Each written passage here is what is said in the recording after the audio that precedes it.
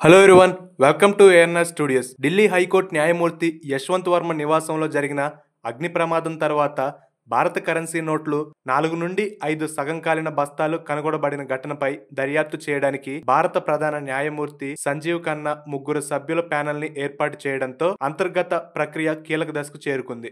మార్చి 14న ఢిల్లీలోని లూటియన్స్ ప్రాంతంలోని జస్టిస్ వర్మ అధికారిక నివాసంలోని స్టోర్ రూమ్ లో జరిగిన అగ్ని ప్రమాదం వలన భారీగా నగదు బయటపడింది. దీంతో న్యాయమూర్తి యశ్వంత్ వర్మపై విచారణకు ఆదేశించారు. ఈ ఆరోపణలపై లోతైన దర్యాప్తు కోసం సిజేఐ 3 సభ్యుల ప్యానెల్ ని ఏర్పాటు చేశారు. సిజేఐ ఏర్పాటు చేసిన 3 సభ్యుల విచారణ కమిటీలో జస్టిస్లు షీల్నాగు, పంజాబ్ హర్యానా హైకోర్టు ప్రధాన న్యాయమూర్తి, జిఎస్ సందవాలియా, హిమాచల్ ప్రదేశ్ హైకోర్టు ప్రధాన న్యాయమూర్తి, కర్ణాటక హైకోర్టు న్యాయమూర్తి అనుశివరామన్ ఉన్నారు.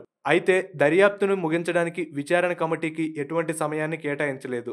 తాజాగా ఈ కేసులో కీలక విషయాలను నివేదిక రూపంలో సమర్పించారు. సుప్రీంకోర్టు వెబ్సైట్లో అప్లోడ్ చేయబడిన జస్టిస్ ఉపాధ్యాయ 25 పేజీల విచారణ నివేదికలో మార్చి 14న జస్టిస్ వర్మ నివాసంలో స్టోర్ రూమ్ లో జరిగిన అగ్ని ప్రమాదం తర్వాత కరెన్సీ నోట్లతో కూడిన 4 నుండి 5 సగం కాలిపోయిన బస్తాలు దొరికాయని, ప్రధానంగా షార్ట్ సర్క్యూట్ వల్ల మంటలు చెలరేగాయని నివేదిక పేర్కొంది. Delhi police commissioner Sanjay Arora justice ఉపాధ్యాయతో కలిసి షేర్ చేసిన ఈ వీడియోలో కాలిపోయిన నగదు, అగ్నిబాంబ సిబ్బంది మంటలు ఆర్పుతున్న దృశ్యాలు స్పష్టంగా కనిపిస్తున్నాయి. అయితే తనపై వస్తున్న ఆరోపణలపై జస్టిస్ వర్మ ఖండిస్తున్నారు. తాను లేదా తన కుటుంబ సభ్యులు ఎవరూ స్టోర్ రూమ్ లో ఎటువంటి నగదును ఉంచలేదని అన్నారు. మరి ఈ విషయంపై ఇంకా ఎన్ని ఆధారాలు బయటకు వస్తాయో, ఏం జరుగుతుందో అనేది చూడాలి.